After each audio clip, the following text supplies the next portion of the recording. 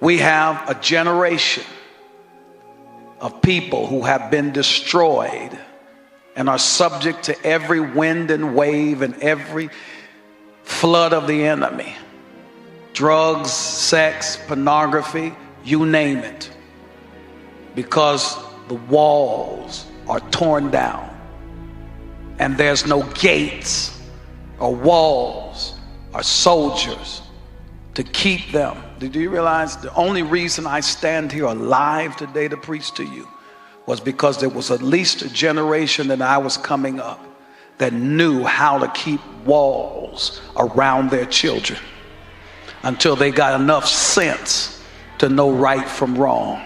And I'm here to say I got a bunch of witnesses in here. I was made to go to bed at 9 o'clock, even though I was mad as hell. And I thank God because I don't look my age now. Some of you 20 and you look older than me. Some of you, your babies smoking cigarettes and hanging out on Peachtree Street because there's nobody to tell them no. And they're being sexually abused and everything else. And I want to look at you and suggest something to you. Until we can cry about somebody else's problem, we can't touch it. And the problem with the church is allowing a whole generation to go to hell, unwalled and ungated. And we ain't even crying about it. We ain't even fasting about it.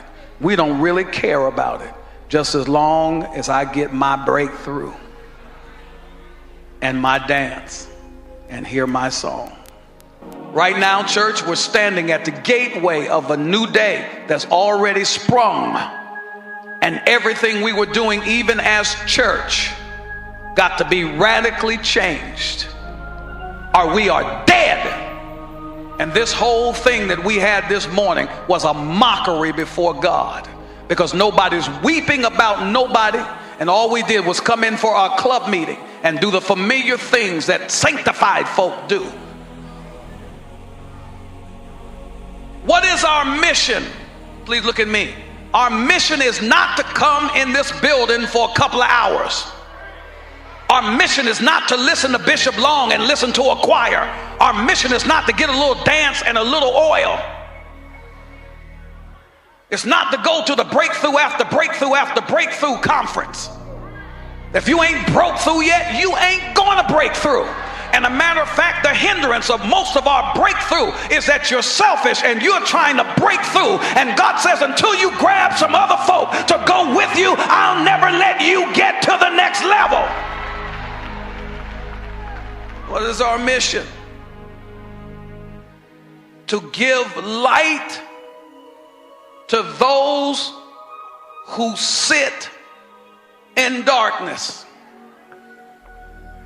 What does the church become? Lights to the light. We come into our worship and we're lights and we want to light each other up. Look at your neighbor and say, you got a light? That's all we do. Pray for me. Lay hands on me. Light me up. You are the light of the world. Why you keep coming in here trying to get lit?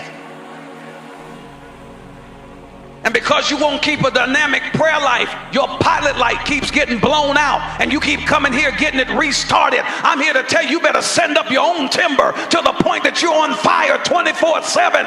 You are the light of the world.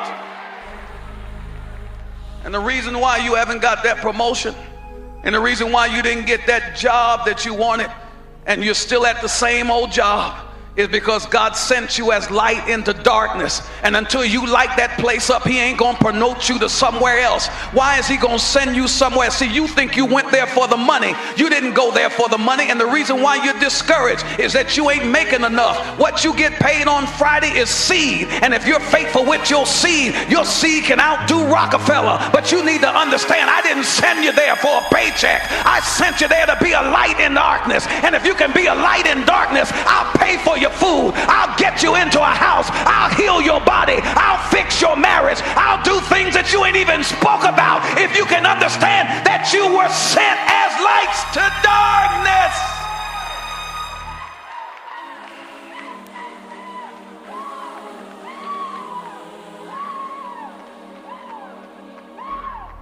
Kids are being raped right now. Girls are being prostituted. Fathers are raping their children right now, and we're sitting in here having church.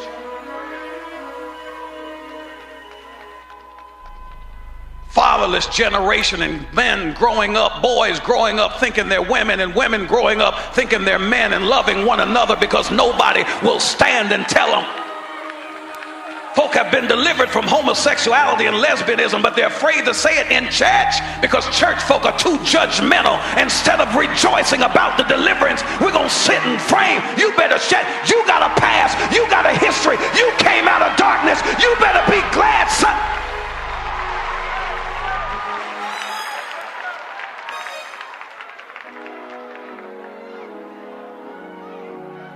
You weren't always all that. And you still ain't that. You on your way to that, but you still got some stuff that's just between you and God.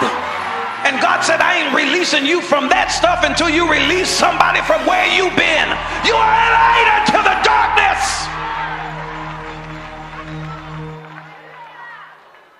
And the shadow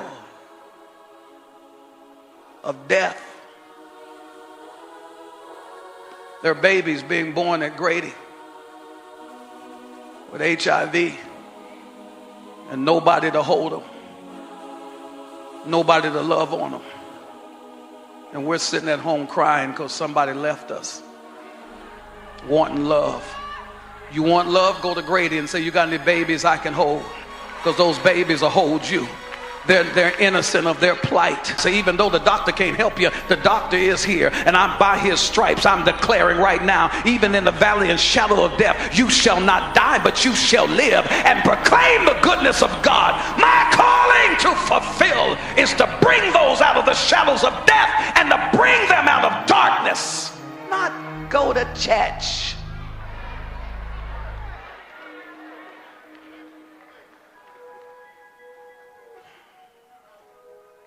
And the reason why most of us are sick of church,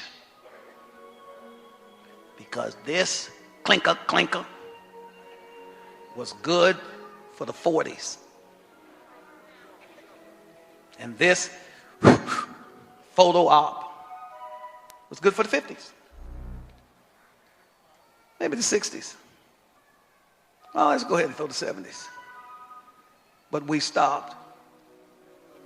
And we made the church the mission. Do you realize 80% of the folk in here are saved? And if folk was to come who wasn't saved, that 80% wouldn't give up their seat.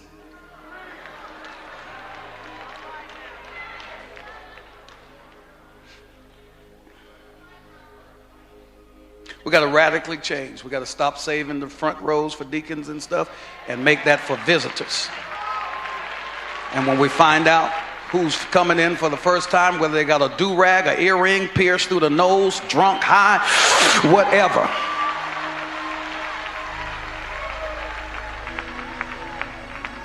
This is your seat.